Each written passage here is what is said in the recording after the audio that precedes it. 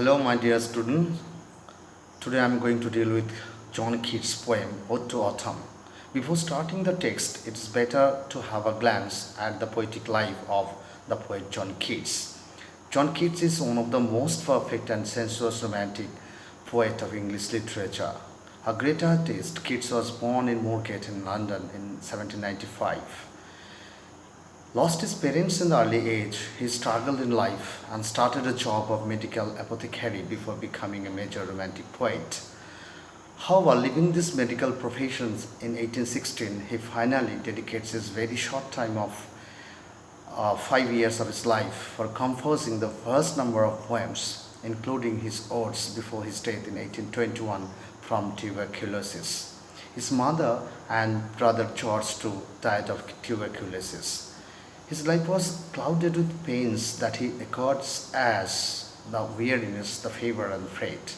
However, major works of Keats include Hyperion, Lamia, Endymion, Eve of Saint Agnes, and his six odes such as Ode to Nightingale, Ode on a Grecian Urn, Ode to Melancholy, and of course our today's text, his Ode to Autumn.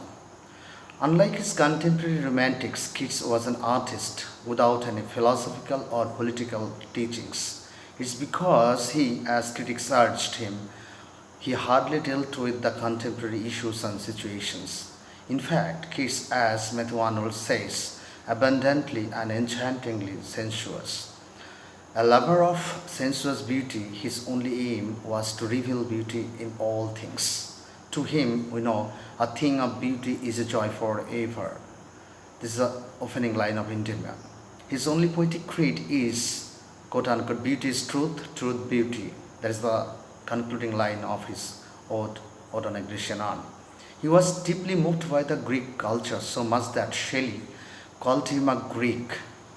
His impact on literature, however, was immense. His poetry is marked by the concept of beauty, enchanting sensuousness, Hellenism, medievalism, and escapism.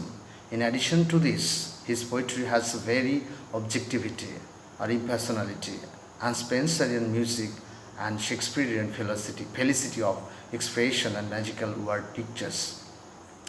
Well, now let me talk about the poem, or before that, let me have an introduction to the poem. To Autumn is an ode, though Keats doesn't call it one. It's written by John Keats in 19 September in 1819, and it was published in the Lamia volume in 1820. The poem marks the final moment of his poetic career, so to say, it's the last major work that Keats completed before his death in 1820 from tuberculosis. It's one of the most celebrated poems of Keats in English language. Walter Elbert called it the only perfect poem that Keats ever wrote. The poem praises autumn, describing its abundance, harvest, and melody, and its fleeting beauty with the use of intense, sensuous imagery.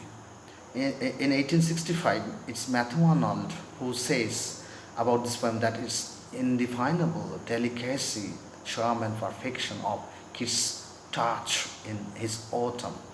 Scholars have also noted a number of literary influences on to autumn, from Virgil's Georgics to Spenser's Mutability Cantos to Coleridge's Frost at Midnight to an essay on autumn by Leigh Hunt, which Keats had recently read.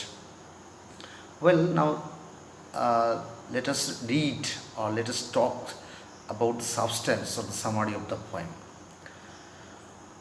Ode to Autumn is one of Keats' most sensual poems laden with images. The poem in its tripartite stanzas, each of 11 lines, like Odal hymn of strophe, antistrophe, and epode, offers a splendid descriptions of the season of autumn. The first stanza deals primarily with the physical atmosphere of autumn, which is a celebration of autumnal atmosphere in its glory and beauty. In the stanza, Keats sensuously concentrates on the sights of autumn, ripening grapes and apples, swelling gourds and hazelnuts, and blooming flowers. In fact, it's a season of mists and ripeness. The poem, we know, begins with the line, quote, season of mists and mellow fruitfulness, close bosom print of the massive sun, unquote. These lines describe how the autumnal sun causes all sorts of fruits like grapes, apples, gourds, and nuts, already mentioned, to ripen and become sweet and juicy. In fact, in this misty season, fruits are ripened on the collaboration with the sun. In that sense, sun is a conspirator. Okay. Here, he also speaks about how bees goes on sucking honey from quote unquote later flowers with the conviction that again quote summer has overwhelmed their clammy cells. That is, summer still continuing without having any end. This is the conviction of the bees while collecting honey from the later flowers. Well, now to talk about the second stanza, we see the poet describes the characteristic occupations or activities of autumn as embodied in her personified figures. Here, autumn is personified as a harvester, seen in various guises performing agricultural works as winnower, reaper, gleaner, and a cedar dresser. The thresher or winnower is imagined, quote unquote, I'm quoting from the text, sitting careless on a granary floor, unquote. The reaper is found asleep, drowsed with the fragrance of poppy. The gleaner is seen carrying home the load of day's crops on her head and gracefully balancing herself while crossing a brook.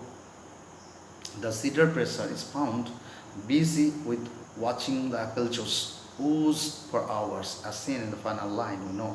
I'm quoting from the text again. The watches the last oozings hours by hours. In the last stanza, the concluding stanza, the poet describes the music and sound of autumn with reference to the songs of spring. He realizes that autumn has her own music, which is not less than that of spring. Hence, the poet considers autumn equally beautiful counterpart of spring. Keats writes, quote, think not of them, thou hast thy music too, unquote. Explaining that autumn is as beautiful as spring is. The poet shows this symphony of autumnal sound by diving again into gorgeous imagery, by describing the sun setting over the stubble plains, the mournful sound of gnats by the riverside, the loud bleating of full-grown lambs on the hills, the chirping of hedge crickets, the whistling of robin redbreast in the garden, and the twitter of the swallows in the sky.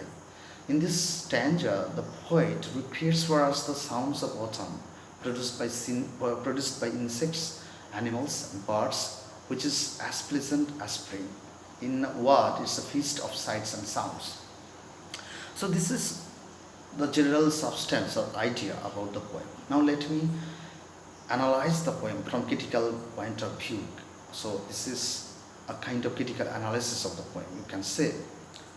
So To Autumn is one of the last poems written by Keats. I have already mentioned this. So among the 6 wonderful works of Keats, To Autumn occupies a distinct place of its own, for it is in execution the most perfect of his odes. The autumn is apparently the most objective and impersonal as well as descriptive poem, yet the emotion has become so completely through it. There is no looking before and after and pine for what is not. In this poem, as Keats surrenders himself fully to the rich beauty of the season. The beauty and peace of the season is disturbed by no romantic longing, no ideal aspiration, no foreboding of winter, no regret for the spring that is gone, and no prophetic thought of other springs to follow. So Keats here was being neither allegorical nor Wordsworthian. Keats in this poem is almost content with the pure phenomenon of nature. He describes nature, especially the autumnal nature, as she is. Andrew Motion writes here that autumn has been called Keats' most untroubled poem. So this is the secret of Keats' strength, his ability to take beauty of the present moment so completely into his life, into his heart, that it becomes an eternal possession. Keats' sense of the wholeness of life is nowhere communicated so richly with such concentration as in this ode. Okay, if we look at the poem from another perspective, from examination point of view, So we can say that how the poem is a representative poem. So now I will focus on the poem from, I'm gonna analyze the poem as a representative poem of Keats. If we look into the poem, or if we closely peruse the poem, the ode is most representative poem of Keats because it illustrates his Keats' love for nature and Keats' sensuousness. Apart from this, this poem reveals Keats' concept of beauty, his Hellenism, and his verbal magic, which characterizes Keatsian poetry. In this poem, Keats appears as a sensuous lover of nature and, so to say, a seeker of its beauty. At the beginning of the poem, Keats' description of the autumnal beauties and bounties of nature appeals strongly to our senses. Every line smells sensuously. The poetic expression of ripening grapes and apples, swelling gourds and hazelnuts, etc., and as well as blooming flowers, of which bees suck honey, is really sensuous. This appeals to our senses of sight, smell, and touch. The sensuousness is resonated in the third stanza with the symphony of autumnal sounds or music created by animals, insects, and birds. So, despite this physical sensuousness, the poem is loaded or tinged with spiritual thought or reflection that ripeness and maturity is followed by death and decay, that the joy of autumn is transient, that autumn will give place to winter just it has replaced summer. So the poem again, if we closely peruse, the poem exhibits the Keatsian concept of beauty both in its sensuous and spiritual aspects. Every stanza reveals the principle of beauty in nature, reflecting his idea that he expressed to his brother George. I quote, "I love the mighty abstract idea of beauty in all things." Unquote. The ode exhibits the principle of physical beauty in nature, flowers, fruits, occupations, colors, and sounds of autumn. The poem also illustrates Keats' concept of spiritual beauty. Because we know to Keats, beauty is truth, beauty. Keats finds as much beauty in autumn as in spring, because it's as real and true as spring. Keats realized what is real is beautiful, or vice versa.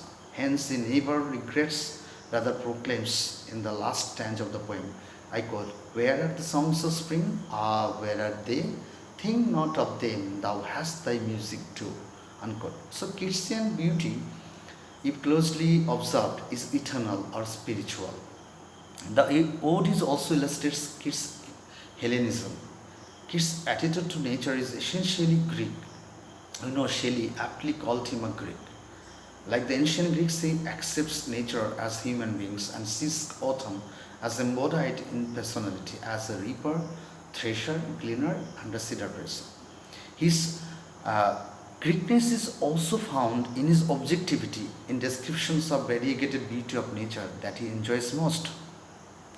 The ode is a vast picture gallery loaded with images from nature, such words and expressions as quote unquote mellow fruitfulness, maturing sun, clammy cells, laden head, etc., bring to our mind the pictures of the poetic ideas.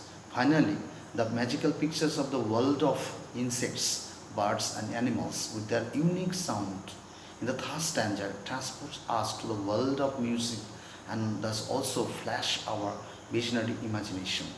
To conclude, the Ode to Autumn is not only a major and representative poem of Keats, it's also a representative as well as remarkable literary work of English Romantic poetry. Thank you.